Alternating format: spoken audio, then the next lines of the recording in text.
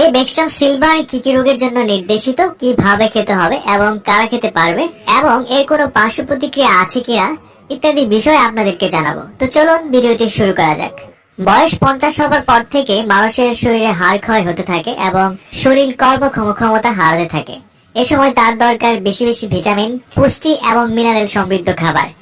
তাই বয়স্ক মানুষের ফুড সাপ্লিমেন্ট হিসেবে সব থেকে কার্যকরী যে মাল্টিভিটামিন এবং মাল্টি মিনারেল সমৃদ্ধ ট্যাবলেট আপনাদের সাজেস্ট করব সেটি হচ্ছে বেক্সটাম সিলভার। মাল্টিভিটামিন ও মাল্টি মিনারেল সমৃদ্ধ ট্যাবলেট বেক্সটাম সিলভার বাজারে নিয়ে এসেছে বেক্সিমকো ফার্মাসিউটিক্যাল লিমিটেড। এর প্রতিটি ট্যাবলেটে রয়েছে প্রায় 30 রকমের উপরে ভিটামিন এবং মিনারেল, বা বলতে পারেন এ টু জেড এর সিলভার প্রিপারেশন। বয়স 45 পেরোনোর পর সব থেকে বেশি যে সমস্যা একটা মানুষ ভুগে থাকেন সেটা হচ্ছে মাংসপেশিতে সমস্যা বা মাংসপেশিতে ব্যথা। মাংসপেশিতে ব্যথা সাধারণত ভিটামিনের অভাবে হয়ে থাকে। এই ধরনের ব্যথার ক্ষেত্রে ডক্টররা বেক্সটাম সিলভার ট্যাবলেট রোগীদের লিখে থাকেন। এছাড়া আরেকটা গুরুতর সমস্যা দেখা দেয় হাড় ক্ষয়জনিত কারণে বয়স্ক মানুষের মধ্যে হাঁটতে সমস্যা হয়। যেহেতু 45 বছরের পর থেকে মানুষের শরীরে হাড় ক্ষয় হতে থাকে, এই ক্ষয়জনিত অভাব পূরণের জন্য এই মাল্টিভিটামিন এবং multi mineral tablet Bextram silver খাওয়াতে পারেন।